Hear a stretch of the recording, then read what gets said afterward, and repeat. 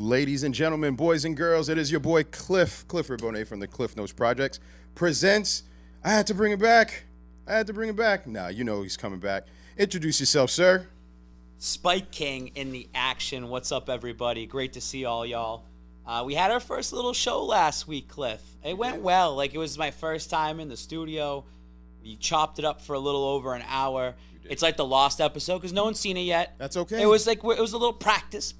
We were together. Last week we recapped the Bucs game. We had a lot of good conversation. I'm sure all that video will come out one day. But, dude, look at me right now. I'm the Spike King, right? I'm the guy who loves the Patriots. I have the Pats tattoos and everything like that. It's Red Sox time. ALCS. We're going. Great win the last 3 games against Tampa Bay. We'll get more into it later on.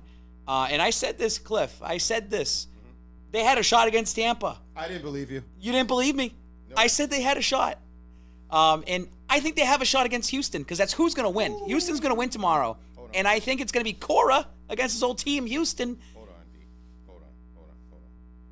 Don't slow me down. I have to. I have to be a counselor right now. All right, they beat Tampa. Holy shit, right? But you think they're going to continue this? They're hot. They're hot. The chemistry on the team's hot right now. And it's going to come down to the pitching again. We can't see Sale go in there the first inning and give up a grand slam again. He's lucky that the team around him, he's got a bunch of boppers. Mm-hmm. He's got guys that can hit. You've been seeing it the last couple games. And I just find that energy with Alex Cora against Houston and the cheating scandal. There's something there. And the Sox are not going to be favored in this series.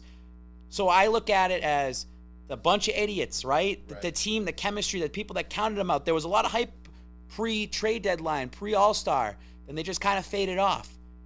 Everything's working together for the Red Sox right now. Are we going to win because Alex Cora is going to use some of his cheat codes?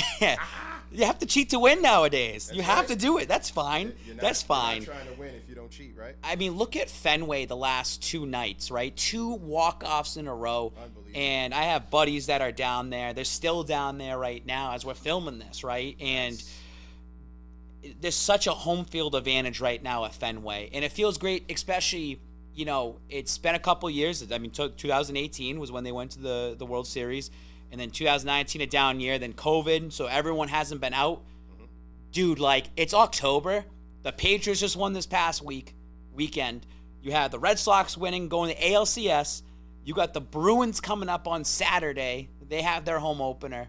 And then you got the Celtics coming up soon, too. Next Wednesday in New York. And then, like sports, it feels it. You can feel it. I can't wait to get back out. Are you getting that nice little feeling, that nice... Yeah. I need a coffee. I need some Bud Lights. I need those lattes, bro. I can't wait. It's the perfect, I love sports betting. The perfect thing to do is that, Boston parlay. You have the Sox... Or you might have the Sox, Bruins, Celtics all playing the same night. You might have the Patriots playing with the Celtics and Bruins together. You're gonna have that a couple Sundays, and there's always those times where you go 3-0, you feel great. You're like, this is why I love Boston sports. This is why everybody hates us because we're so damn good. And right now, the tides have turned with the Patriots. The Patriots are not the Patriots of the last 20 years, and they're not winning a championship. And that's okay. Most likely anytime soon. I'm not saying, oh, Babs, you're going to come back to me and be like, oh, you said they weren't going to win.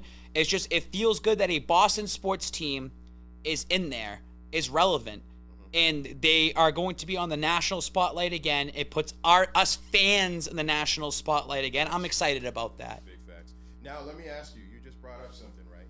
Let's say, for example, we got 3 games going at the same time. What do you do in your home? What are you doing in your household? Well, it depends on what games. It depends on what games we're doing. So let's say it's the Celtics. But what times? Is it at the same time? Is it all 1 o'clock? Is it all 4 o'clock? So you got it. It sounds like you have a game plan for everything. Yeah, it's called TV ahead. You put it on the TV. You got your phone here. You have the phone to stream it, and then you probably have another TV somewhere. Laptop. That's what I do on Sundays. I'll watch the Patriots, and then I have Red Zone going on the laptop. You have both things going on. Multitasking. Hey, man, nothing wrong with that. But it's Patriots all the way. It's football. Football trumps everything. First. But I mean, if it's freaking Patriots versus Jets coming up, in week 7, or the Red Sox playoff game, I'm watching the Red Sox playoff game because it's a playoff game compared to Week 7 like New York Jets, Patriots. I want to just say this. There was a lot of highlights, a lot of great things that happened. I'm going to be completely honest with you, B. I told you I'm a pink hat. This was my 3rd game watching this year. I'm not going to lie. My dad called me. My dad's, he's for real about baseball like I used to be. And he said, Cliff, you need to watch this. And I said, all right, we're going to watch. And they won. And I was shocked. You know what it felt like? It felt like the old days where the noise was irrelevant to the team. Because I know I was part of that noise, B. I just look at it as, I said I was a pink cat last week. Like, I'm a casual. I'm not out there watching all 162 games in the season. I'm not looking at every transaction that happens for the Red Sox. I'm not looking at who's coming up, who's coming down. I just kind of keep track of the waves that go on. Like, I try to go to a game a season. I went to Detroit earlier and watched a win and a loss on the road, so that was cool to do that. There's nothing wrong in terms of a pink hat when it comes to Sox because you support them. And this is the time the fan base needs the pink hats out here to be loud, to have that home field advantage right down the street right now at Fenway Park. That's what it's all about. I mean, there's only the difference is like what we've been complaining about with the Tom Brady bandwagoners is you leave the Patriots to go root for another team. Like, you're not out here going to root for the Yankees or you're not out here rooting for the Dodgers. Like, you're with the Sox. You're with the Sox. You're staying with the Sox. You're like, I'm not investing into this team. Like, I'll get to it. If they go there in October, I'm invested. Right. I'm going to watch them. I'm not going to be watching, like, in the middle of the summer. Like, I'm not going to be watching in April. I understand kids. that. I got kids, dude. Kids. It also is. It goes like this. There's sports seasons. So when it comes to April, you're coming right off of March Madness. Then in April, you're coming at the end of the NHL into NBA. Then you're going into the playoffs for the NHL and NBA. So then when you get out of it, which now it's getting pushed back into July, that's like I always said, talk to me at the All-Star break. At the All-Star break, I start paying attention. But then all of a sudden, it's mid-August, and what comes in mid-August? Football season. You got the preseason. You're getting ready. You got training camp. Then all of a sudden, it's September. So it's always to me like September baseball and football is when I'll pay attention to the Red Sox. Yeah. But I feel like that's with everybody. It's the seasons. Like, it's midsummer in July. There's nothing going on. I feel like everyone tries to go to a game at least. Right. Have a beautiful day. You can bring your family out there if the tickets are not that expensive, and just try to be out towards Fenway. So whatever, dude. Like, it's exciting. The fans were exciting. The guy that, like, last night who, like, ended up catching a home run, chugged a beer. Like, he was just, slamming the beer down like that. Like, you love seeing that. And as I was driving in here, I was listening to the sports radio, and they said, you know, it doesn't feel like the crowd's the same. The chemistry's not there, and from the crowd standpoint. But I don't know. That fan base seems like they're back and they're sold into it. I mean, guys, Patriots seasons, how many times have we said, don't worry about it, we're going to be in the playoffs, and we'll deal with it? I've been to Gillette so many times. During the regular season, the crowd is just not into it. Doesn't matter, don't care. We care about winning the playoffs. I've been to divisional games where the crowd is just so-so. It's always about the championship game, and it's the Super Bowl. So, whatever. But you know what? That's okay. That's okay because you know what? We're here. We're winning. Let's go Sox. But on another news, listen. I think your guy, Big Mac. I think he's the real deal. Trent Brown is a fucking asshole, dude, with his stupid. Before we go there, I don't know why you put him up there. He's the real. Trent Brown's not the real deal right now. But Mac is. Mac is. Talk about it, man. Talk about it because listen, you got a lot of people following you right now. You got a lot of people paying attention to what's going on in here, said studio. You got a lot of people eating Big Macs. I know. Listen, the Big Mac right here. Big Mac Nation, Big Mac victory. I'm a trendsetter. I like doing these little hashtags, this and that. Listen, Jarrett Stidham's still my guy. I always will support Jarrett Stidham to the day I die. Like, there's no way around it, and I hope Stidham gets his time somewhere in the NFL. But I'm not stupid. Like, when they drafted Mac Jones, I knew then and there, like, that's going to be your guy in the future. I've never slandered Mac Jones. I never said Mac Jones isn't the guy, and he's progressively getting better each and every day. And if you look back at the draft, the day after they drafted Mac Jones, I said, I got a Big Mac, and I have it. The video's out there. I said, every time, Mac Jones, you win a game for the New England Patriots, I'm eating one of these bad boys. It's a lot of calories, brother. Look at me. I'm turning into a freaking Big Mac right now. Look at my face, the stomach. What can we do? Can we do some salad in there? The lettuce counts as the salad, though. That's a good point. The lettuce counts as the salad. But you know what? You know what's cool? But you know what's cool, Cliff? Like, you know what's cool? Is that it's something so simple. Like, I thought about it, and then it took till week 2, and then week 2 happened. Then we had to wait another 2 weeks before another victory. Yeah. And it was cool seeing people post about it. Like, who doesn't like McDonald's? It's poison. Oh, I don't want to eat it. Oh, I like Burger King's better. I don't care. It's cool that the fan base can all rally about something and celebrate together and feel part of that community. That's the whole point of the Spike King. Like, it's a community of Patriots fans. I'm wacky. I'm out in like left field. I'm not the same person as all these other, biased individuals. I'm gonna say something here and I'm gonna say something that way as well too. But it's cool that I had about 10 or 15 people tag me eating a Big Mac or showing that they bought a Big Mac after a Mac Jones victory, and I think that it's just something that will bring the community together. Every fan base has that little thing that they do post-game for a victory celebration. I think this would be a cool little thing. Mac Jones, will he get an advertisement from McDonald's? Probably not, because you shouldn't be supporting the fast food industry if you're an athlete. Right. Although he has a body that's not really like an athlete. It's kind of a little doughy. He might actually benefit from having a few Big Macs. I know he might, but it's something cool down the line. I think I need to get a Big Mac tattoo at some point as well. I mean, this guy over here, freaking Taco Fall, already left. Where would you put it? Right here. I got space on this arm right here. I got space like right over there. Like I'll put something together. Boys and girls, let this man know if you believe that he should get another tattoo, but this time with a Big Mac on his arm. I think it's Would you get a side of fries with that though? Side of fries. I could. I don't know. We're thinking about like exactly like what we're gonna do with it, but I just think it's something cool. Like, Mac Jones is their guy. Like I said this last week. I'm still nervous about his body. I'm still nervous if Mac Jones can hold up for the entire season because he has a little MCL issue. But every week he's proven himself, and every week he's just getting slightly better. This is the time they need to make a little run, and we can talk about it in terms of you just come off this Houston win. And now you're going to go at home and you're playing Dallas. It's not going to be an easy test for the defense. I think for the offense, they can do it. They can put points up. They can absolutely do this.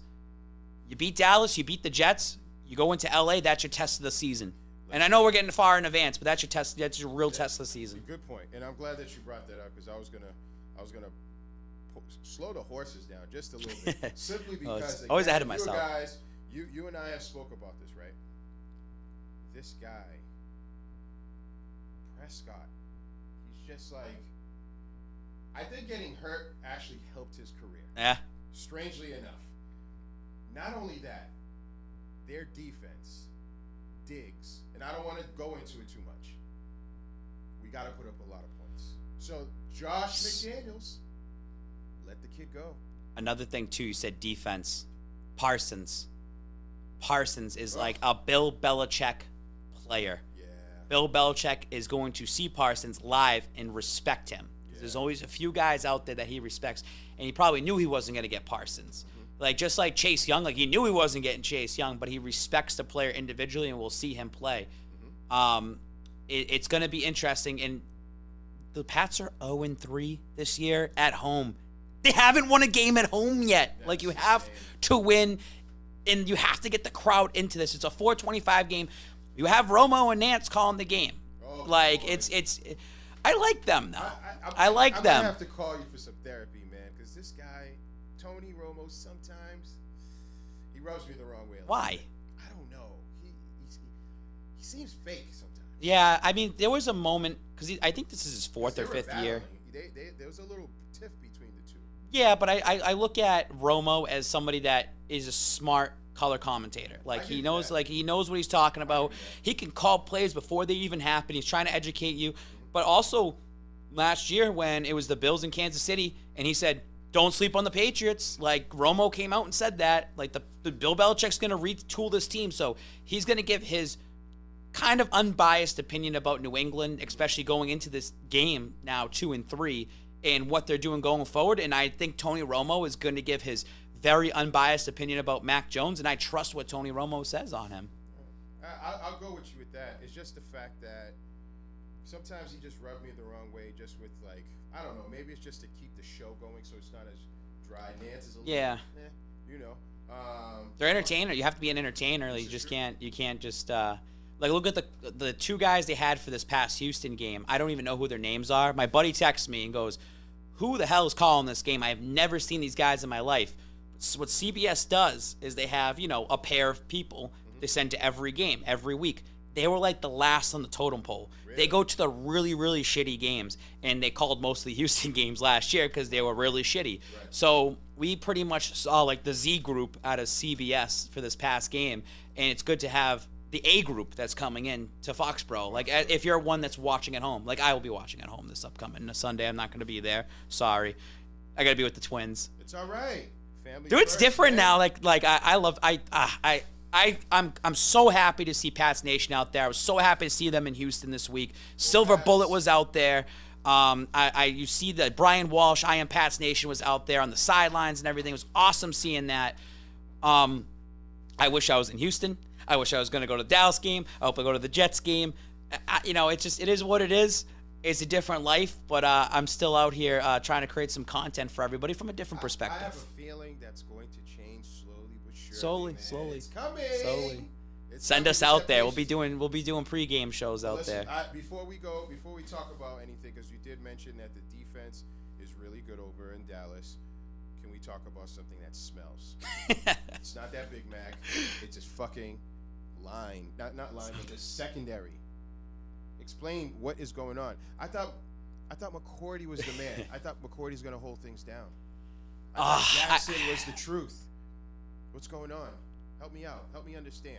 No Jalen Mills, no Sean Wade. I already got my excuses ready to go. You didn't have both those guys out there. You didn't have the secondary. Gilmore, I don't want to hear anything about Gilmore because the Gilmore thing was he wasn't even going to play this game. I truly think Gilmore is not playing until week 9 or 10, and I think that they got his medical information, and they were just like, you're coming off the PUP week 7. We can't just hold a roster spot for you or place you on this IR or whatever it is. We're just going to cut ties because if he's playing for the money that was supposed to make for the remainder of the year, it wasn't really about money. It's just playing time. It wasn't going to happen here.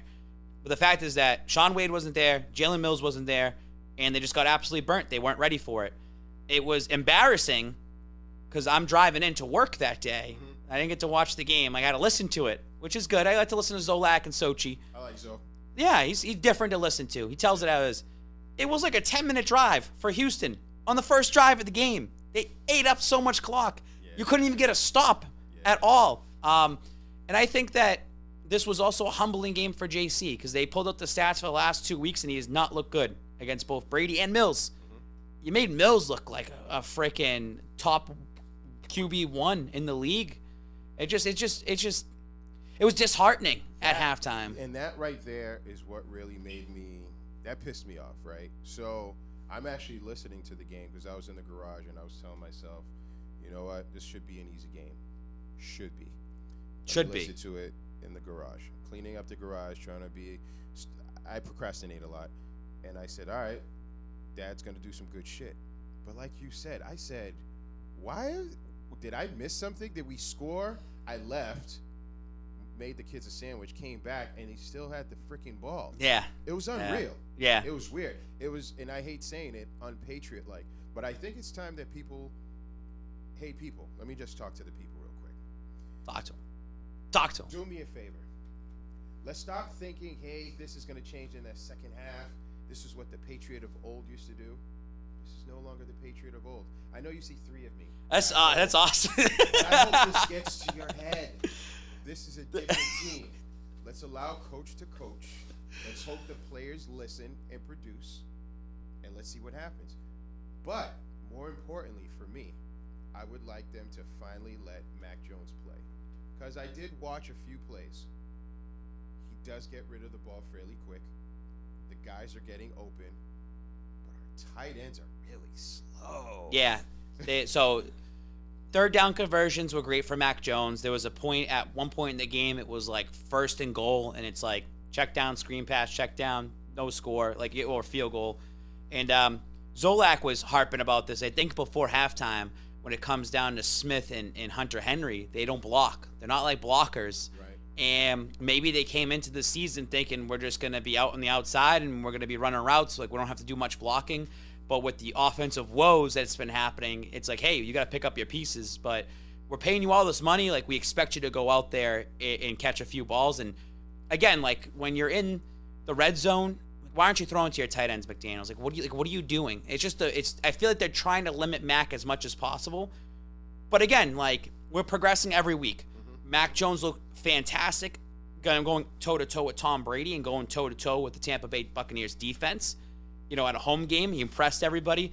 And then, yeah, like, the Pats went down and out in this game, and everyone is so fucking negative. Like, I get it. I was negative last year. Like, you knew when the writing's on the wall, you knew it.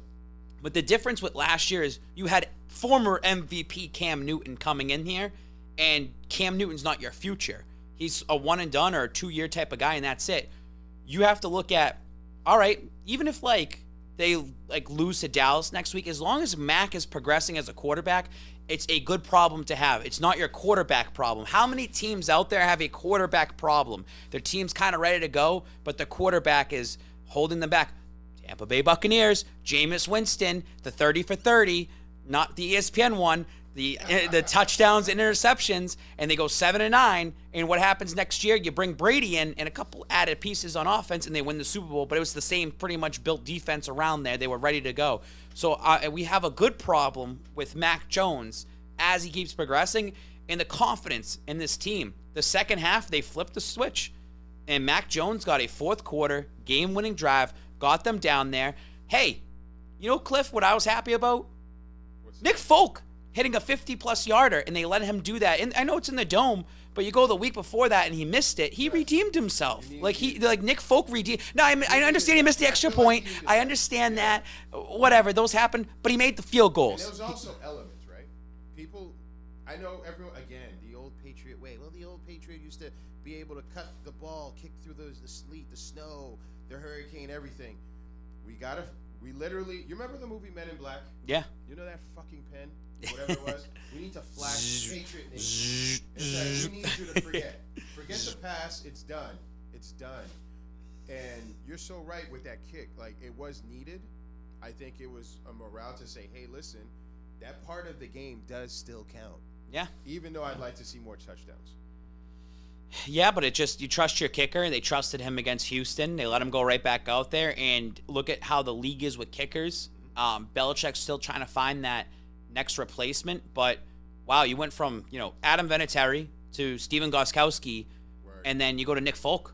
Nick Folk already owns a franchise record with the most consecutive field goals made in a row. So, and he had a game winner last year. He pretty much had the game winning kick this last week. He could have had the game winner against Tampa Bay. Like, it's just he's got a lot of trust and built with that special teams unit.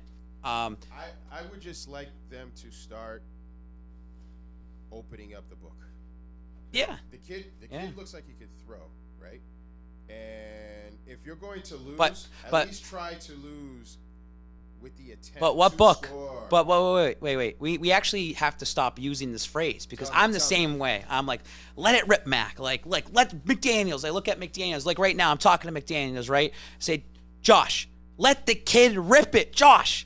Let the kid go with it. Open the playbook. How many times are we all sitting there at home or you're sitting there at the game and you're saying that? Maybe the playbook's just very simple for Mac Jones right now. He's a rookie. You keep it simple, stupid. If it works, it works. You got to get your little money yards. 4 yards here, 5 yards here, 4 yards there. I would like to see Mac throw it down a little bit more. You want to see that? They might say, yeah, we'll do that in 2 years from now. We have Mac Jones locked up for 5 years here. He's not going anywhere. We don't have to start ripping it in week 5. Like, hey, Brian, we need to calm down. We just want to win games. We want to figure this offense out. We want to see how things go. We know what Mac can do, and we'll push his limits every so often. I truly think the Patriots, and it's Bill Belichick, and Robert Kraft must know about it, they're not here to win a Super Bowl this year. Not this year. Like every other year with Brady, it's always winning Super Bowls. Right.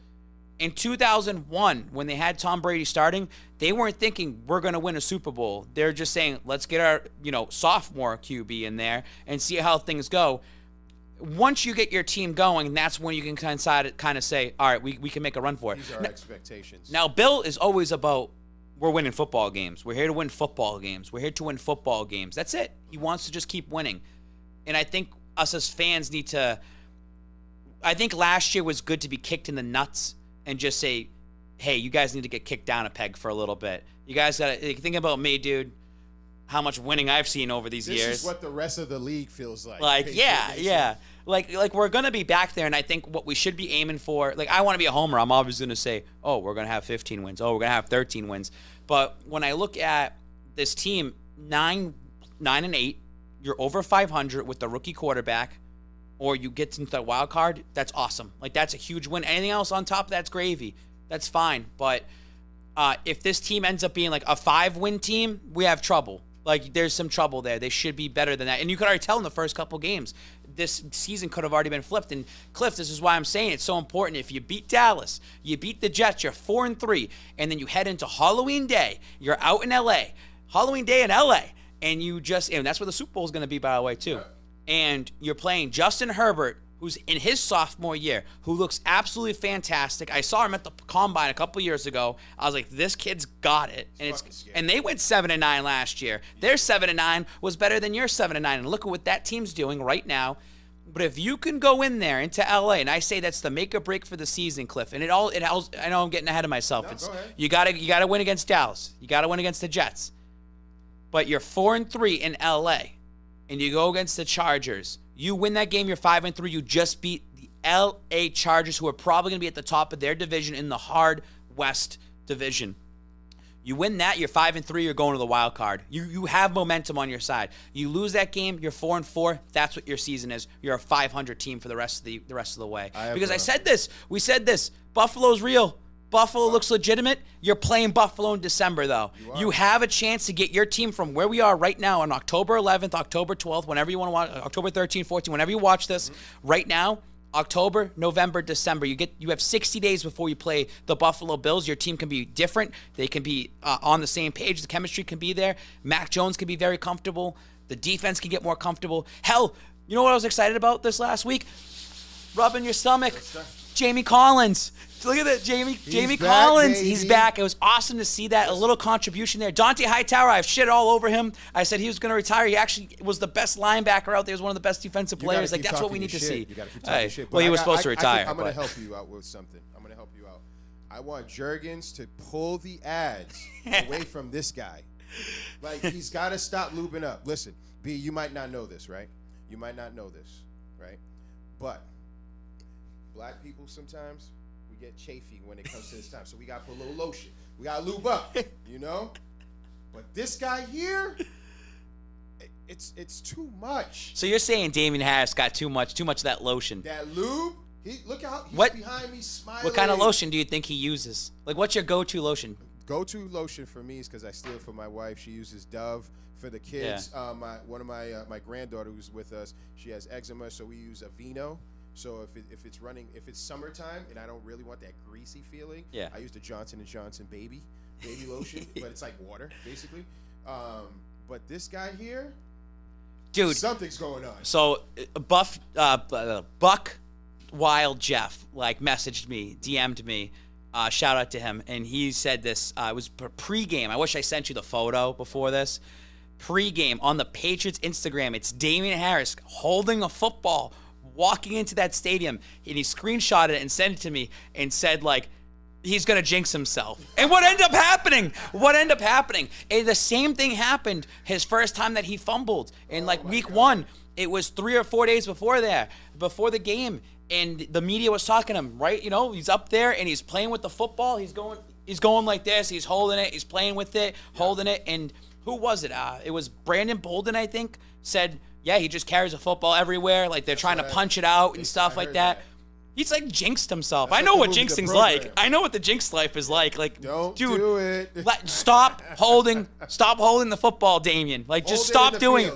That's it. We don't want to see pictures of you holding the ball. We don't care about it. Yes, we believe you. It's kind of like the Juju Smith TikTok curse. He was dancing on people's logos last year. You taking a picture of holding the ball before the game. I don't want to see that because I know you're going to fumble it. Yeah. I don't want any to see that anymore. Oh, my God. God, it's annoying. It is annoying. I don't know what to.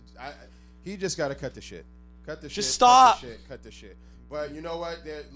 We can't just glaze by. I know this is a soft spot for you, but we got to talk about it. Gilmore, he's no longer here. Yeah. He's a Panther.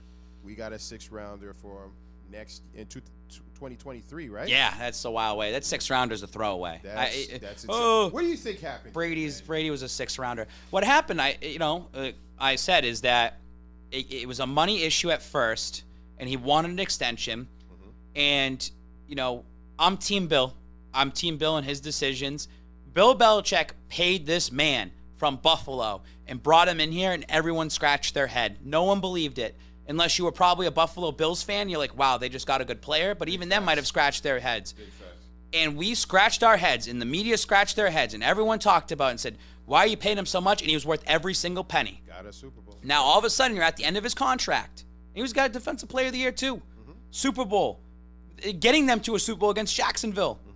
So it's just, he was worth every penny. You're at the end of his contract. He's aging, has a couple injury issues. And I think there was some issues last year that we saw. Remember, there was a point where his house was for sale, yes, and there was he got benched at one point. Also, it was weird timing with him and Cam Newton. I think they had COVID together at some point. So there might have been certain things that were happening behind the scenes that Belichick was like, "I'm done with this," and I'm telling you, Gilmore, the couple days before he got traded, probably ended up having a medical checkup, and then it went to Bill, and it's like, maybe he's not coming off the pup in time in week 7. They said, oh, shit. Hey, listen, you're supposed to come off the pup week 7. If we can't use you for week 7, 8, and 9, what's the point of holding you? Because they might only play 17 games this year. So what's the point of playing you for 7 games? Don't you feel like this is just like a little bit of deja vu? I believe his name was Darrelle Revis. Yeah. Yeah, but you know what? I also think Belichick did Gilmore a favor by sending him down to Carolina. He's from South Carolina. He grew up as a Carolina Panthers fan. He was supposed to release him, and then I tweeted it, and then people shit on me. And I said, they're letting Gilmore choose where he wanted to go, as long as it wasn't in the AFC. But he could have went out to L.A. if he wanted to, the Rams. He could have went out to San Francisco if he wanted to. But it makes the most sense. He went to Carolina. He's home, and I'm sure he'll get his extension. Also, he gets to play Brady twice this year because he's going to play at some point. That's 2 out of the last 3 games is against Tampa Bay, Carolina versus Tampa Bay. That's a nice little gift from Bill. Like, I think that might be. I think that might be. Hey, Tommy. A little something like, we talked about it last week, and Brady and Belichick had their close conversation, and I think we both said it and agreed that the media and all of us blew it up way more than truly what it is. We talked. We don't have to revisit that, but I look at it as kind of like a chuckle. Like Gilmore, puts him out there. It's kind of. They'll have their thing pregame. Maybe Gilmore gets a pick, or and I know Brady's gonna throw at Gilmore, so it's just a little something that happens. And Carolina is a pretty good, decent team that has a shot at the division as well this year too. So maybe it's Belichick's sneakily way of saying like, hey, if you go there, I hope you guys win the division over Brady. One less thing, just it's like me and you, like we respect each other, right, Cliff? And it's like, I'm going to make sure I get the one up over you. Just as a giggle and laugh. Like, who gives a shit? Like, it's life anyways. We're all human beings. But I look at the Gilmore thing as we can't harp on it as Patriots fans or look at anything. It's all going to be in hindsight when Gilmore actually plays, how he plays, what his extension is. Because, again, he could go to Carolina and completely fall off and just be like, oh, wow, Bill again, did it again. What a genius. Let it go. And you got a 6th rounder. A 6th rounder really isn't anything. Don't give me the Tom Brady stuff. Don't give me the Edelman late rounder or anything like that. Those guys were special. But really, a 6th rounder is kind of a throwaway. He just let him go to Carolina. Thank you for your time here. Yep. I mean, you got to respect what Gilmore did. Got him to a couple Super Bowls. Won Defensive Player of the Year. They should have did something in 2019, and it is what it is. You move on. Now it's J.C. Jackson's time to shine. You want to get paid, J.C. You can't be playing the last couple weeks the way you're playing. So we'll see from J.C. He hasn't been looking His J.C. Jackson wants to secure the bag. Like, he wants that bag. He needs to. Every game is going to dictate what $1 million you're going to get, what set amount from here on out. You're now the number 1 corner officially. Yes. So it'll be interesting. Let's go over these tweets that came out, man. So we got Mr. Bruce Allen. Says week 5, 2001. Patriots 1-3 coming into the game, trailed by 10 in the fourth quarter. Young QB leads comeback, which ends in a 29-26 win. Week 5, 2021. Patriots 1-3 coming into the game, trailed by 13 in the fourth quarter. Young QB leads comeback, which ends in 25-22. Thoughts? We could do it again. 1-3. We could do it again. It could be possible. That's why you can't count them out. I'm not going to say they're going to win a Super Bowl. It could be done again. There's so much comparisons of Tom Brady and Mac Jones. Mac Jones is never going to be Tom Brady. No one's ever going to be Tom Brady. Right. Like, no one's ever going to be Peyton Manning. Like, no one's ever going to be Lamar Jackson. No one's ever going to be Pat Mahomes. Everyone carves their own type of way. Mac Jones. Mac Jones is going to be Mac Jones. Mac Jones is going to be the leader of the Patriots. And Mac Jones, the more confidence he builds, the bigger games, the big thing that the Patriots could not do over the last couple years was win against above 500 teams. And Mac Jones needs to do that. They haven't done it yet because you play against the Jets and you play against Houston. You gotta beat Dallas. You beat Dallas, you're gonna have a lot of people sold on you. You beat the Chargers. That's what I'm saying. That special little turn in the system. If you go 5-3 and we're going into November 5-3, everyone should be ecstatic, especially the way that they go 5-3. And I said this after the game. That plane ride home from Houston, like, everyone should be kind of on the chemistry starts building. This isn't a franchise that has bad coaching staff around them. They have the right pieces there. They have the right vets there. They're building something offensively together as well too. You're gonna start getting some of your O-line back. You're gonna start getting some, and credit to the O-line during the game, because it seems like they were starting to get in a rhythm and they're holding it together. There's a lot of these guys that are going up after the game, defensively and offensively, who keep praising Mac Jones like nonstop. So you think it's praise, or they're just like, oh shit, we feel bad? No, it's praise. They legitimately believe in Mac Jones. I think that a lot of it's confidence, but look at I think it was Hightower that did say it, like during the preseason training camp, that Mac Jones was sitting on some of the defensive, meetings because he wants to learn. He's soaking it in. He's doing the right things off the field, and he's doing the right things on the field. He is definitely doing the right things in and out the field. So, Field Yates, Patriots QB Mac Jones now has 135 completions, tied for the most by any rookie QB in his first 5 starts in NFL history. Joe Burrow. That's a bad man, by the way. He's completing just over 71% of his passes. Certainly has areas to improve on, but a lot to be impressed by early from him, too. This trend, Mac Jones is winning Rookie of the Year. Mac Jones is going to win it. Did you put in that bet, by the way? I did not. Yeah. Did not get that in time. Yeah? I didn't get it in time. Here's the thing. I was at the casino. I lose all my money. I was like, if I win money, I'll put it in. I still think Brady's going to win the MVP this year. He just threw 5 touchdowns last week. Right. He had that one blemish against the Patriots, then all of a sudden the next week he throws 5 touchdowns. Yeah. Mac Jones, I looked at this stat because I did take the over on it, and it was under. But Mac Jones, 3 games this year, so they played 5. He's thrown for at least 270 yards or more. I would like to see him throw for double-digit touchdowns. Like, that's what I was more frustrated about this past game, is that I think that he could have had another touchdown in the end zone at some point. Okay. Jacoby Myers had a big drop. I think he could have threw it to another tight end. The guy is progressing. He's just, again, what did I say earlier? Easy money. Easy money. Just get your couple yards here, get your couple yards there, move the chains, get down the field. It's these little stats that we're going to keep seeing every week in and week out should make the entire fan base buy into it. Even if your record is not the record you wanted to be at, it's the QB controls everything. The QB is the number one guy in the team, and everyone should be happy, because then you go into an offseason, say the Patriots are under 500, say they're slightly over 500, but you saw that Mac Jones wins Rookie of the Year, right? If Mac Jones wins Rookie of the Year, you're like, Bill, make a fucking move in the offseason. Right. Make sure you get an offensive weapon or a threat for him. Right. And I feel like they're I also said this, too. Don't sleep on the trade deadline to see if they make a move for an offensive weapon, because, the Michael Thomas maybe comes off the pup. maybe you want to get a weapon right away, but you only make the move if you feel that your team is in a position to go to the playoffs. Yeah, don't just do it. You can't just do it to just do it. No rentals. No rentals. You just work with the team that you have. You get your off-season guy later on. Now, you said something interesting where you said go with the easy money.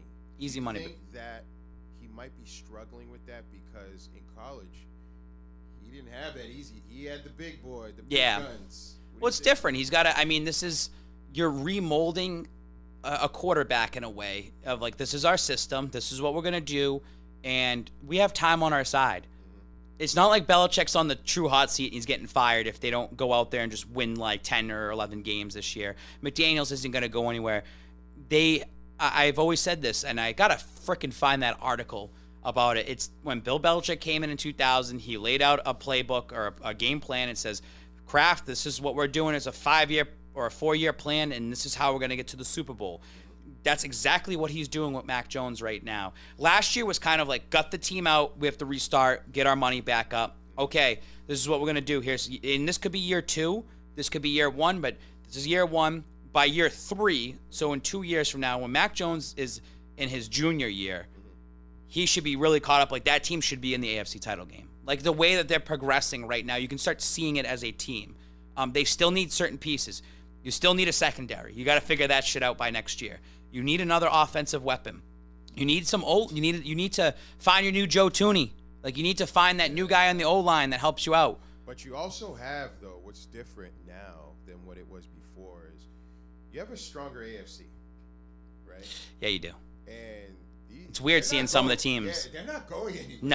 No. These guys. But then that's where it comes down to coaching. Yeah. And it's like, you got Bill Belichick versus Sean McDermott. You got Bill Belichick versus the Browns head coach or something. You got Belichick versus the Chargers.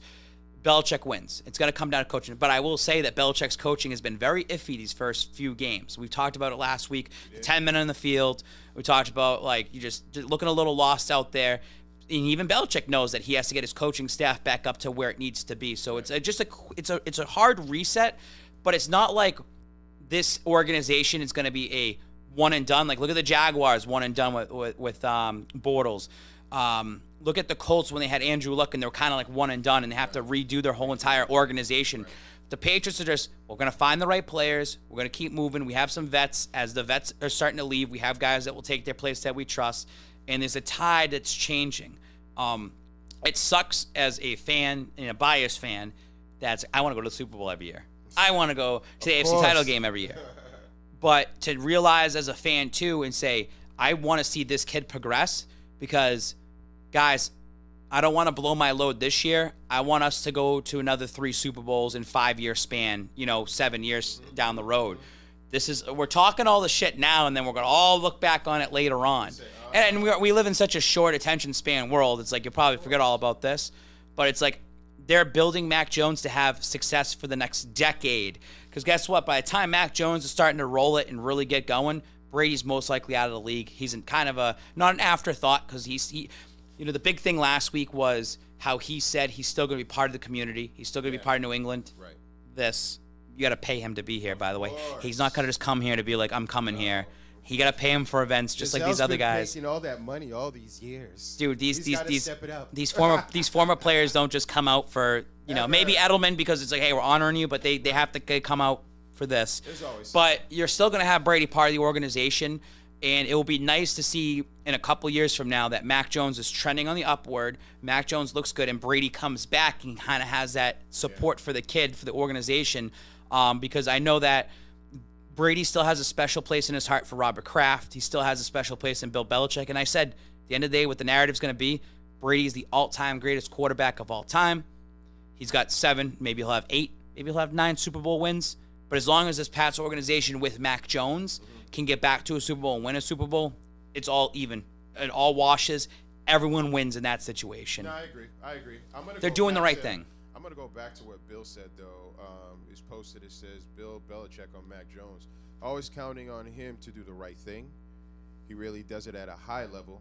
It's impressive. We've heard these words uttered for another quarterback previous to Mac Jones, similar to what he said to one Tom Brady or about one Tom Brady. So it looks like they are in the same mold. It just makes sense, right? It's just that, like you said, we're not patient because we're not accustomed to all of these mistakes. We're not accustomed to just the fumbles. We're not accustomed to 10 men on a field for 2 plays. Like, yeah. What is going on? So I know everyone says, "Hey, in Bill we trust." It's getting a little tough to continuously say that, but I can see it. We're not fools. I think it's just the fact that we've been spoiled, and we kind of want to go back to what it was. Yeah. So, I mean, and we'll get there. Yeah. It's gonna take time.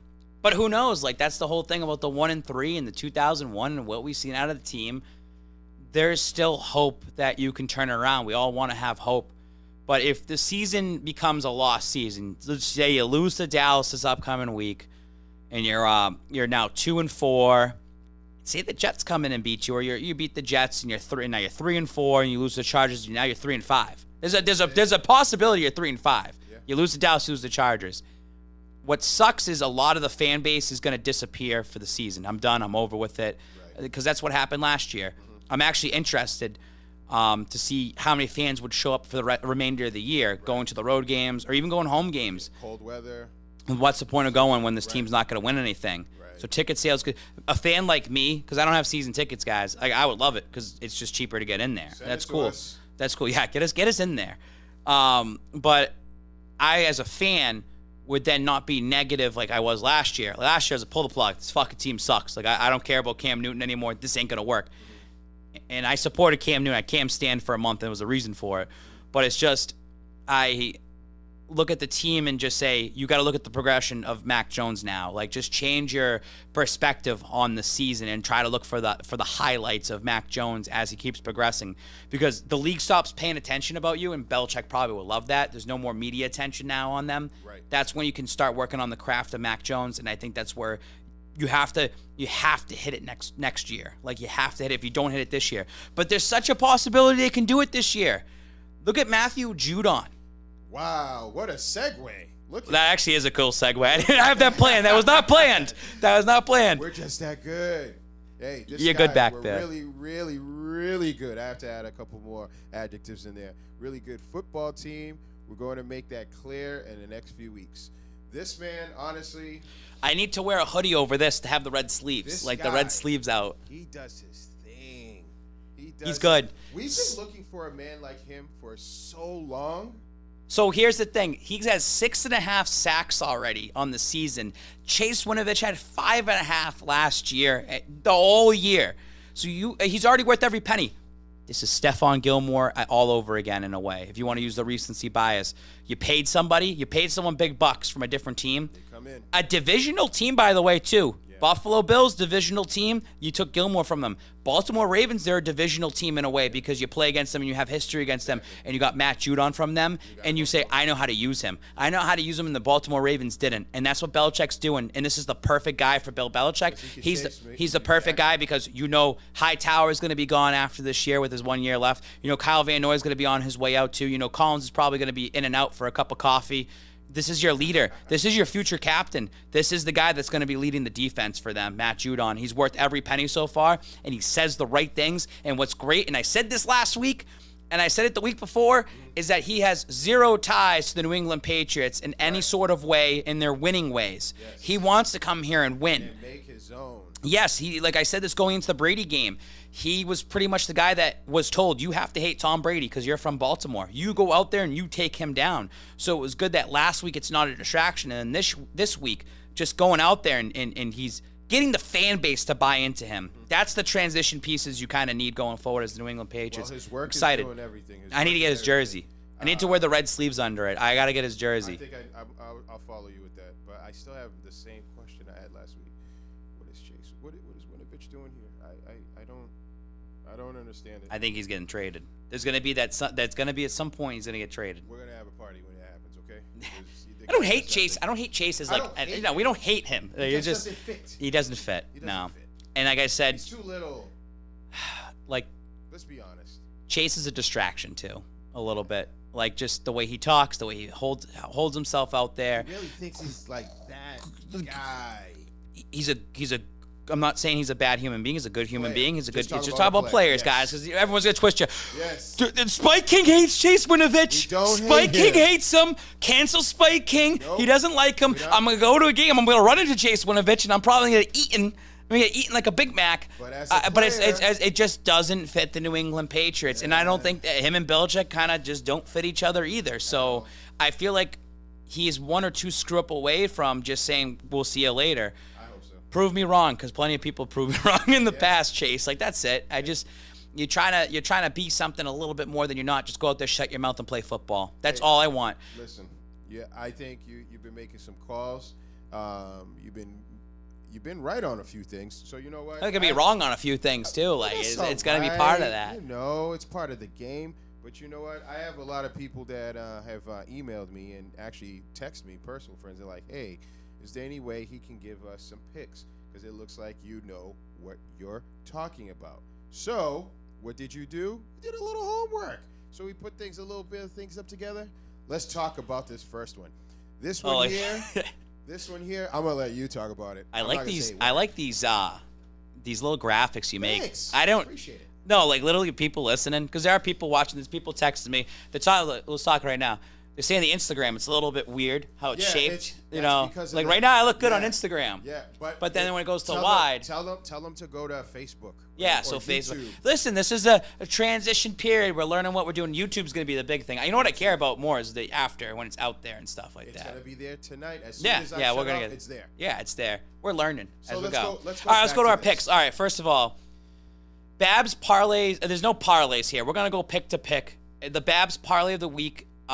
If the Patriots covered at 8 points, 8.5, 7.5, would have hit $1,000 this past week. So if you guys care about parlays, because I love parlays, just follow my Instagram at the Spike King, and you'll get them every Sunday morning or Saturday night. Go back on that screen for a second. We'll go to our first game that I'm looking at this upcoming week. Lines change. This is Monday night right now. Yes. So lines change. Remember that. One more time. Lines change. They could either change for the good or the bad. Dallas at New England. New England's plus 165.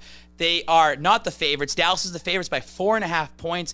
I like New England at home. They have to get their first home win of the season. Take that. $100 wins you 165. They're at home. Hopefully the Patriots can outcoach the Dallas Cowboys. And I think this is the Mac Jones. I'm waiting for the Mac Jones coming out party at some point. So this is why you're putting your money on this, because you believe coach is going to step up, and you know the coach on the other side, and you're saying Mac Jones went to coaches and say, hey, listen, let me at him. He needs to do this in front of the home crowd. Yeah. Like, if he gets a win against, like, the win against Tampa would have been good, but he played well. So he wasn't put in a spot at the end to win the game, and we can all Monday morning quarterback that. Yes, we can. You go on a 425 and you beat the Dallas Cowboys, the fan base that is still living in the past and living in the 90s. They still think they're relevant. America's team. You know, there's going to be a lot of chirping this upcoming week, which is going to be fun. If you can beat Dallas with your rookie quarterback, it's going to be awesome as a fan base to kind of throw it back in their fan base faces. I like the Patriots. I would take them money line this week. All right, let's go with it. Now let's talk about this team. They had a number 1 draft pick. He's hurt. Yeah, so all right. Over here. Miami at Jacksonville. So Miami might get Tua back this week. He might get off the IR. He has a rib injury. Jacoby Brissett's been holding it down, but Miami, I believe, only has 1 win. I think they're 1-4 right now. Jacksonville, they're in the shitter, right? Yeah. I actually am in a survivor pool, and I picked Jacksonville for the Thursday night game against Cincinnati. So I had to watch that whole game, and it blew because they were up 14-0, and they blew that game and could not stop a nosebleed. But I look at Trevor Lawrence. He is not going to go winless this season. He's got to get some sort of win. I like Jacksonville money line at plus 155 right now. If you want to take the points, plus 3.5. I like Trevor Lawrence. They're at home. This is like the team that you should beat Miami. Like Miami has nothing kind of going for them right now. Yeah. Don't you feel bad for B-Flow though? I know. I've talked to Eiley about him. I said I think Brian Flores was supposed to be the most successful guy coming off of the Bill Belichick tree. Mm-hmm. I just don't think he likes Tua, and then Tua gets hurt, and now you have Jacoby Brissett, and Jacoby's just in there to just kind of game manage. He's just there. He's getting you by. He's not your franchise guy. He's obviously not your franchise guy because it didn't work in Indianapolis. It didn't work there, but he's a Brian Hoyer, like literally a Brian Hoyer. Like he's gonna fill in for you for a year until you figure it out. I think they want Deshaun Watson, and I think that the owner wants Deshaun Watson. Flores said he doesn't want Deshaun Watson because of character issues. I think we're going to find out in the offseason. They said this, that the Watson news is going to come out prior to the NFL draft, whether he's going to be on the exempt list or not, because his legal stuff's going to be taken care of. Okay. So that's when he's going to be back in that kind of thing. And I think that only saves. And I think Flores' back will be against the wall and says, you want to keep your job, you have to take Deshaun Watson. When they get the Watson down to Miami, they're going to be a legitimate contender in the division. But right now, that team's trending downwards. And if you're Miami, are you looking at draft picks as well, too? Like, are you looking at possibly getting a new quarterback? Are you looking at trading maybe Tua away and trying to get a pick off of him as well, too? So, Jackson, like, Trevor Lawrence needs a win at some point. He might get his win this week. Real quick. Yes or no? Is Tua NFL Maybe. quarterback? Maybe. Come on. I don't think I don't have any problems with Tua. I don't have any. He's just too little. I haven't probably seen enough of him to make a full-on blown no. Yeah. I think that there's plenty of guys that carve out a role. You got to give him time. Got to give him, but he's got to stay healthy. That's the key, man. Yeah, that is the key. All right, we got this. This is actually not a shit game. So Cincy at Detroit. Detroit's 0-5. They're like probably the best 0-5 team I've ever seen. They just keep losing.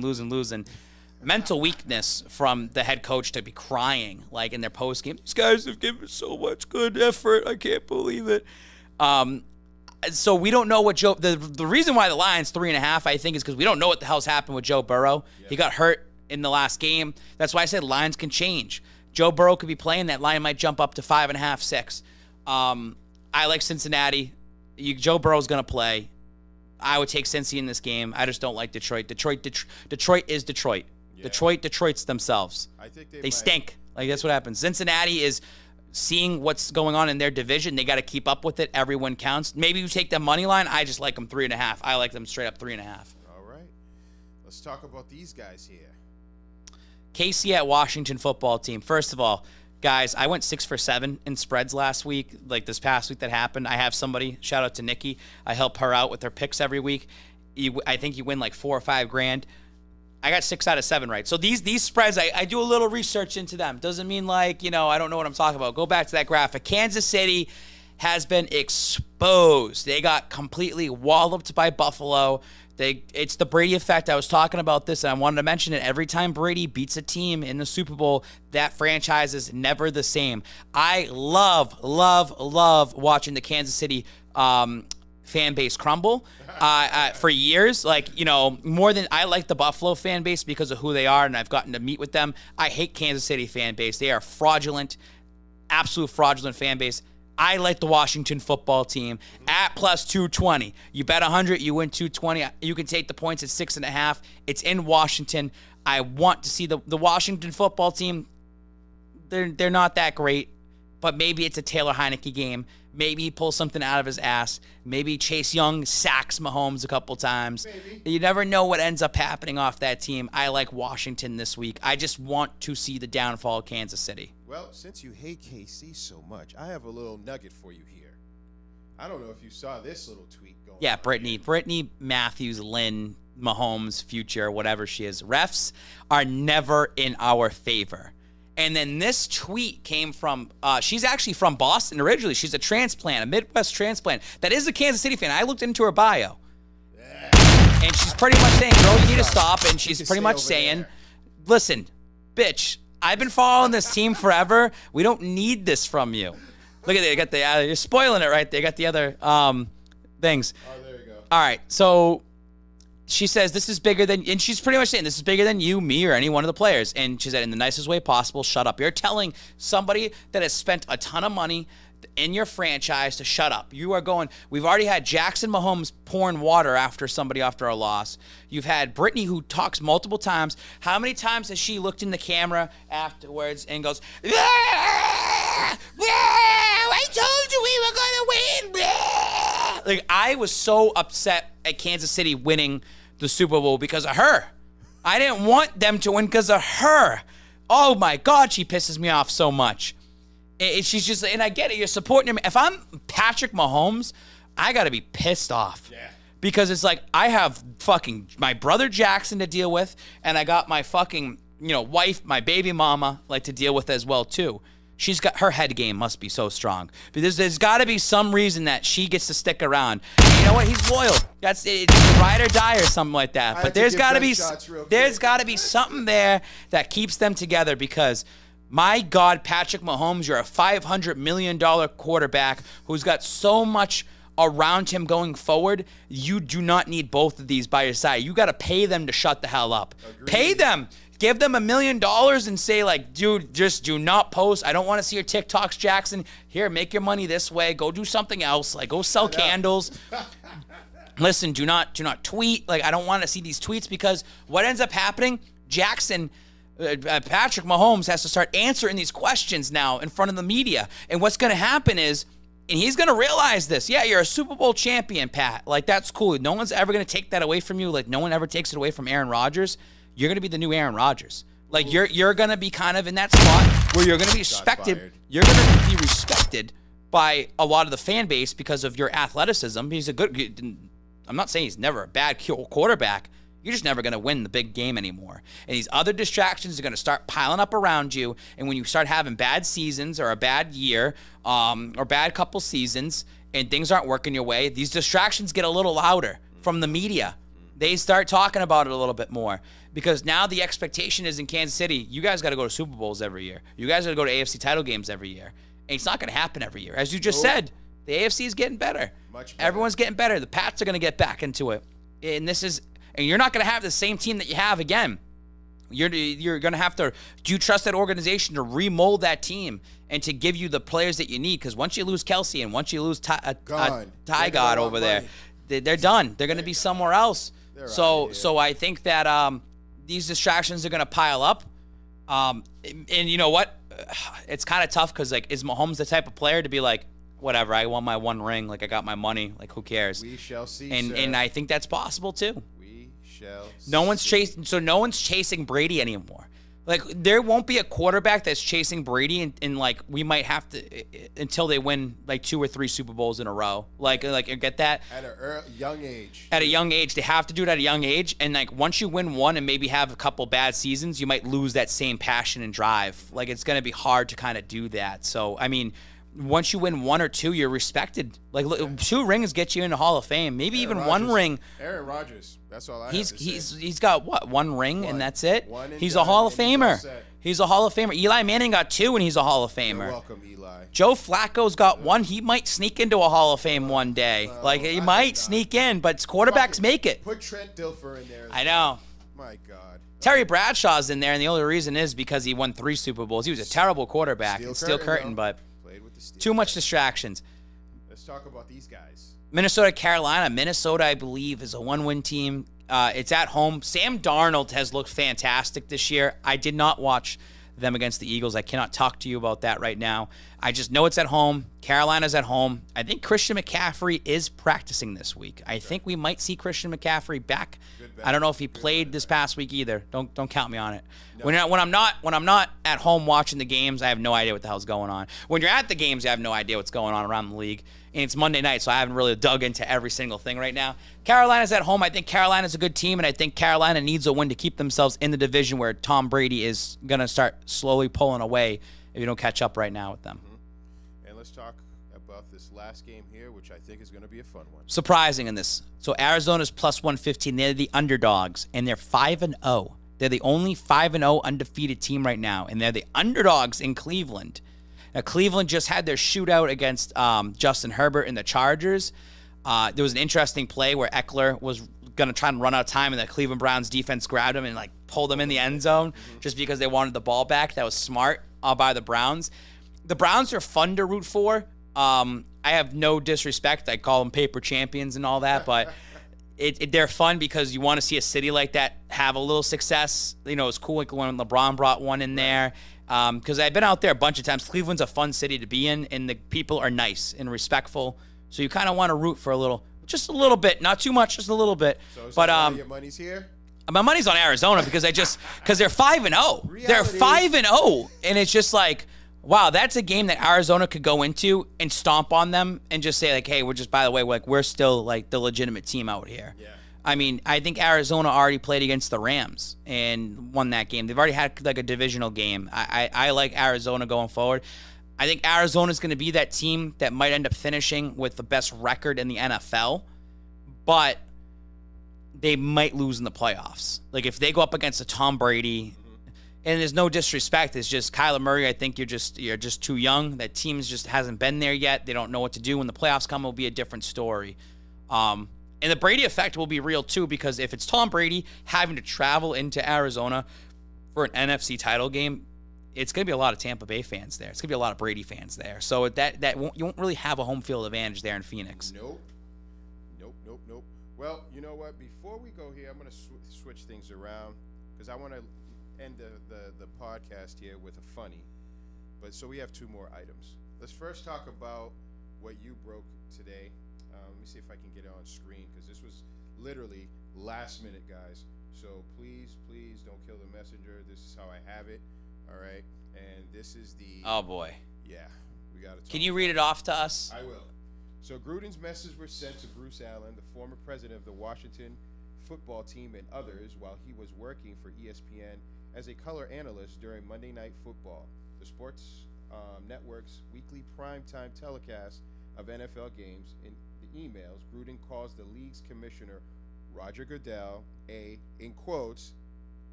Say it. Just say it. You're reading a quote. You're reading a quote.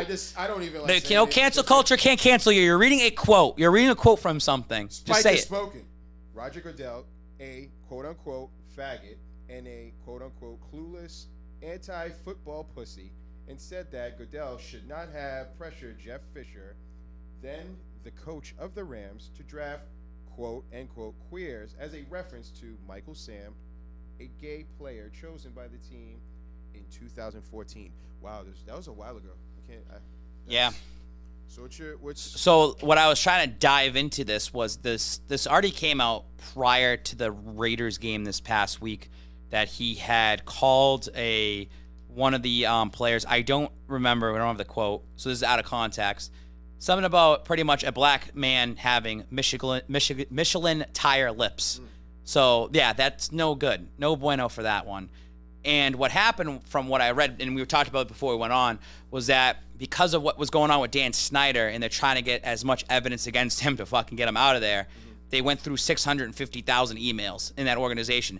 These emails are coming from back and forth for him, and I believe it was Bruce Arians. And this is back when Gruden was doing Monday Night Football. So Gruden has no ties to anything. He's just, I'm doing ESPN Monday Night Football. I'm typing this away as a text message, email. No one's ever going to see it.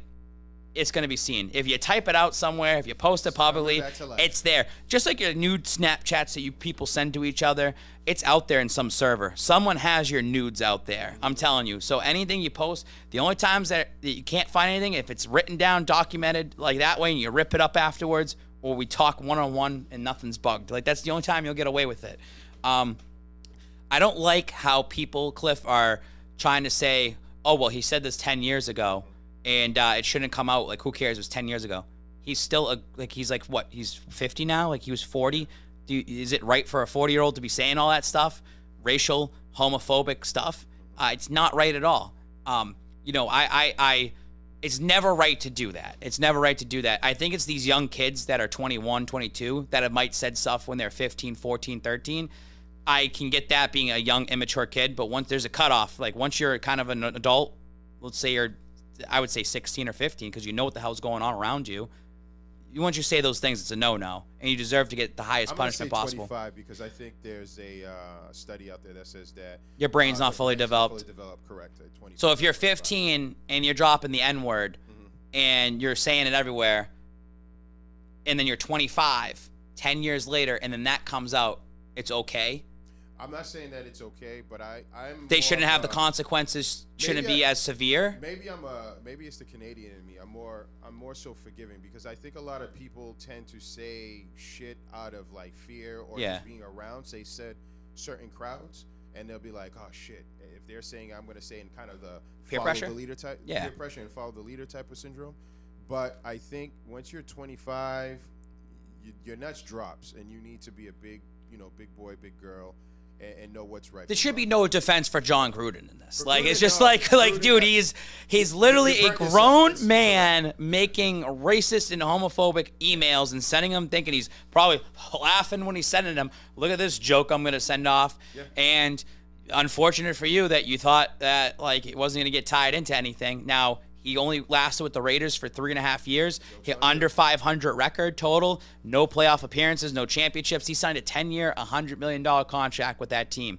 I'm interested to see how the Raiders end up going forward in terms of Derek Carr, because he's kind of slacked the last 2 games. Yeah. Where that team's going to go. The NFL needs Vegas to succeed because of ticket money, and it's a popular destination. Right. John Gruden, you asked me beforehand, what's his next step? Out of the limelight, see you later, go do some rehab stuff, go be born-again Christian, go fake it, whatever you want to do. He'll be an offensive coordinator somewhere. Some team's going to give him a shot. 3 or 4 years. Yeah, some team's going to give him. Look how many people get second chances nowadays, whether it's coaching staff. Look at Kareem Hunt and what happened with him, and then all of a sudden he's successful now in Cleveland. Certain people don't get second chances. It all depends on public opinion, but here it is. He's an old white guy. People are gonna look the other way. Yeah. That's how our society is. Yeah. And like I just unfortunate. He'll get shit on when he comes out there. I'm sure people will throw things at him. We'll bring it back. But if you already have the people defending him already right now on Twitter, when the news broke tonight, never mind. Yeah. People are gonna. Like I said, we already live in a society where we're short attention span. It's going to be swept under the rug. He'll get another shot. Maybe not as a head coach ever again, but he'll be an offensive coordinator somewhere just to get his name back into football at some point. Well, this next little thing here before we sign out, funny, not so funny, but it's a video that's out there that was shared. So let me just put it out there for you guys to see. So that guy's name's X Factor. I had to look him up. Look at him. He got knocked out at the game last night. This is what I was talking about. Look at his face. This is what I was talking about, Cliff. Kansas City, the fan base, they're crumbling. They're beating each other up. So I guess the backstory was that he threw a water bottle at the guy in the yellow. Okay. And then the guy in the yellow just walked up and punched him in the face. So then I start digging into information. Michelle was getting so pissed at me last night because I got home from work, and then I'm finishing the Monday night game, and I'm just looking through everything. And I saw that, and I put that video together, and I start looking into him. And I guess he's in the Pro Football Hall of Fame for fans.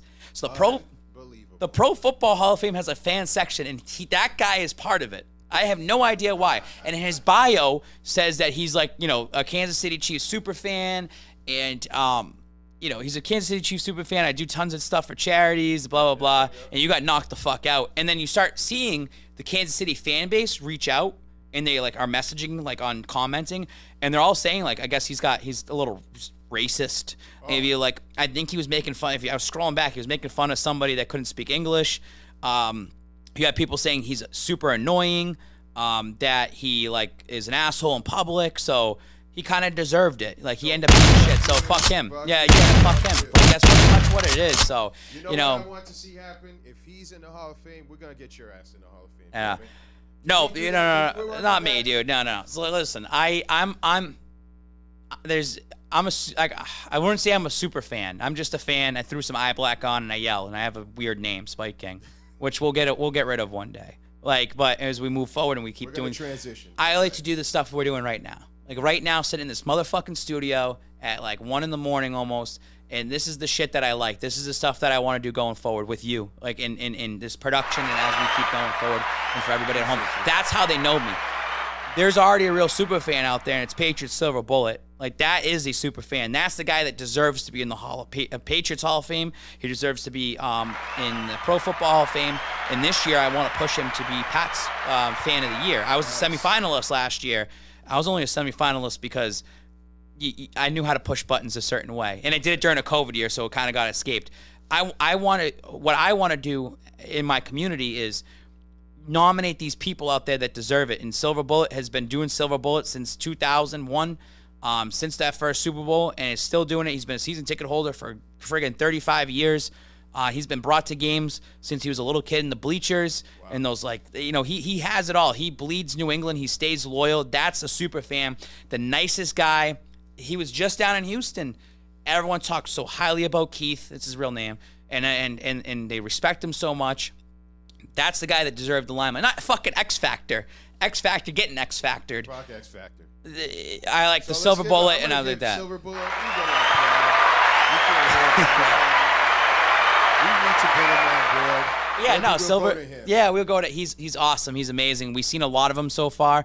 They actually showed him at the end of the game in Dallas, and it was like right when it was a tie game when they were driving down the field.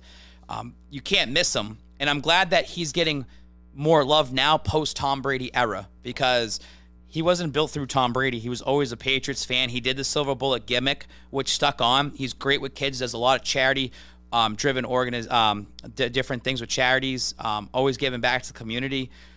Just the nicest guy you'll ever meet. And I'll say this too, like, I'm not speaking for Bullet, but like, there's days where I go to games and everyone wants to stop and talk with you, and you can't. Like, I'm like, dude, I gotta get over here. I gotta get over here. I gotta get over here. It happens. So like, sometimes you might have a bad experience that way, but we're all like, we're never mean to do that. Like, I'm literally just a jabroni. Everyone's people. I got a DM. Let me find this DM. I kind of wanna read it because it's funny. Because like, it's. I love doing the Spike King. The Spike King is just a character thing. Like, I did it with the Gronk stuff and like spiking. I'll probably spike Whoppers or something this year. Don't give the ideas away. No, I'm usually good at like I'll talk about it. Damn, I wish I saved this because things just pop up in my head. Do. Oh, right here. All right, here we go. So she goes. By the way, I've been doing this thing called John Knows. I think it's funny. She goes, my boyfriend and I, I'm not going to say her name. My boyfriend and I love you. We'd love to see you at a Pats game. And I said, hopefully one day. My days are limited now at work and the kiddos, but hopefully I'll be there later this season.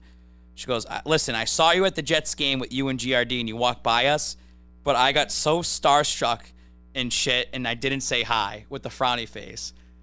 Don't be starstruck when you see me. Like, I am literally just a jabroni fan. I'm just a regular dude, have a couple Bud Lights. I have a little clout out there. It means nothing. I'd rather use that clout to not expose, it's the wrong word, to put you out there and put you on the platform. That's the whole point of my platform. You guys build it up. I'm a nobody at the end of the day. I'm humbled in that way. Like, there are people that hate me because I have the platform that I have. But there are other people that see me like, oh, wow, that's a Spike King. Oh, wow, that's Daddy Babs. That's Big Mac Babs. Like, they're all excited. No, dude, like, just stop, have a beer with me, talk. Like, that's all it is, because I want to hear your story. And again, also, I'm not an X's and O's kind of guy. I'm not that type of guy. I'm kind of casual when it comes to it. I'm just a loudmouth. There's plenty of I'm in a chat where it's a lot of hardcore Patriots fans that talk, and I read it. I try to keep up X's and O's of the game, stats, percentages. That's a whole crowd there, but there's a lot of fans out there in that fan base that I watch it, once a week. Yeah. That's all I care about, wins and losses, and like the eye test. And that's what I'm all about, and that's what I do. So, I that's my life. Hey, man, listen. We appreciate that. Where's that coming from? Where's it coming from? Is it from the birds up there? The birds. But listen, at the end of the day, it's all about just having fun. It's all about enjoying it, enjoying our team, enjoying who we are, enjoying our, the people coming together, having, like you said, Bud Lattes. I think that's pretty dope, and that's one of the things that drew me again to you. I think we've given enough pleasantries to each other, but people, pay attention. I'm pulling out my shotgun right now. Let me do this again. I did this last week. I can end it this week. I'm going to end it this week. I'm looking right at the camera. If you made it this far, thank you for making it this far. Agreed. If you watched this far, I don't care if it's one person, 10 people, 100 people. I am the hottest free agent in the Boston sports media market. I gave you this whole humbling speech about myself, and that's truly who I am. But I also know where I'm progressing in life. And I also know where I've been going with what I've been doing. I have been waiting. In 2019, after the Super Bowl win, and the tattoo makes you, things were going. Sponsorships, you're getting sent to places. COVID literally put everything to a halt. And it's good and bad. Couldn't go anywhere, couldn't get games. But I got these two beautiful baby daughters, Fiona, Sophia, and I'm so glad that I've been able to spend so much time with them in this last year. But guess what? We're back into this. Sports are back. Everyone's back in stadiums. We have to get back on our grind. I love the grind of it. I can't do the grind as much as I used to be able to, but I know it's still there. And I've always said this, that the media market in Boston is so hard to get into, and all these old motherfuckers control it. And I think that there needs to be a certain point where the younger generation needs to come up and be part of it. I've said this, that Barstool Sports and Dave Portnoy set the blueprint out there. You don't have to be Barstool. You don't have to mimic Barstool. But this is what the younger generation kind of wants. They just want normal kids, or normal young adults talking sports. That's all it is. There are plenty of people, I would say, I'm not going to say below me, plenty of people younger than me that are way better than me that need the exposure, that need to be out there. I never want to be a suit and tie type of guy. But if you want to get in this business, you have to be suit and tie. I want to be able to carve our own little niche out there. And that's what makes it from you guys out there. I know what I can bring. I know what I can provide. I know the entertainment value I can do. I know what I could say. I know I can not say. I can be funny. I can be there. I can do the charity. I've been waiting. Cliff saw me. Cliff's been watching. Cliff's the first guy to say, come here. I need to see this. I need you to see everything I have. I came in this studio, and you guys, this is probably your first time seeing this studio, right? If you've been following me. It's amazing what we're able to do. And as we're going to progress every single week and get better and better, this is going to be the fucking game changer for the Spike King brand. Game changer for the Cliff Notes project. This is what we have to work together. This is a community that we need to just work together on, not get jealous. I'm not here for money. I'm not doing that. Like, that was the first thing I said. I'm not doing this for money. I'm not doing this to be like, make a quick buck. I've met so many motherfuckers out there over this like last couple of years that just want to make a quick buck off of everybody else, and you're going to go nowhere. It's the grind. The money will always come later to you. I want to grind and have fun, be able to keep building this platform up and be able to accomplish something, because I didn't go to college for a communications degree. I didn't go to college for journalism. I went to college for criminal justice, and I'm not a cop. I just what I went for. I didn't know what I want to do in college. Now I kind of wish I went back for it, but maybe it wouldn't have made the human being that I am today, in the grind, in the work ethic I want to put into this. We can do this together as a team. Every single one of you that watches this, that supports the Spike King, you're part of the journey. There's so many people I always try to thank, put on the spot, and put out there. We're going to be able to do this. And Cliff, I'm putting you on the spot too, because at this one point, and I showed you when I first met you, it was in 2019, March 31st of 2019, at 4:30 in the morning, and I was at the Harp on Causeway, and I was sitting on that stage there, and I have that pictures. I don't save pictures. I delete them. I don't look to the past. I always move forward, but there's certain pictures that I always save in my phone that if I ever need to look back on something, it's one of the pictures. I'm sitting up at the bar. I wish I gave this picture so you can give a visual. I'm sitting up on the stage at the Harp, a beer in my hand. I have 2 seats, and I have a visual in my head, and right behind me, it's all open space, but that's where everyone is. And I said to Michelle at that time, Michelle, you give me a couple years, I will be here for a Celtics pregame. I'll be here for a Bruins pregame. I want to do that. I've traveled enough to know that this is what sports and fan base kind of want. They want live things, and it's not about me. It's literally not about me being up there and talking my nonsense. It's about you being able to come up there with me to talk nonsense together. That's the vision and goal I have. And Cliff, I think in 2022, in the 3-year window, we're going to be able to fucking do that. And I'm telling you, Cliff, and this is just me being open to you, the more we do this week in and week out, the fact that this motherfucker right now is taking time out of his life at like 1 in the morning to be with me, to listen to me and be able to put all this stuff together, that shows that someone else is hungry behind the scenes here too. There's some hunger. I swear to God, dude. Like, I believe in myself. You look into my eyes right now. I believe in what I do. I believe in what I say. I believe in the grind. And I'm going to tell you, give me a couple fucking years and keep doing this, because I'm still young. I still got time on my side. We're fucking taking over. Seriously. And it's all of us that are coming together. Ladies and gentlemen, the Spike King has spoken. The host, producer, different guy, here for the ride and enjoying every Ride the wave, baby. We're riding the wave again. Ride the wave. This is what it is. It's Ride the Wave 2.0. We did Ride the Wave 1.0, and we got to a point. COVID shut everything down. It was all over. This is Ride the Wave 2.0. We're riding that wave once again to the top. We will get there. 100,000%. Ladies and gentlemen, you've heard it here. Make sure that you guys follow the Spike King, okay? Make sure that you follow Cliff Notes Project. And like I said, and like he said, we're just getting better. Ladies and gentlemen, we thank you, and we're out.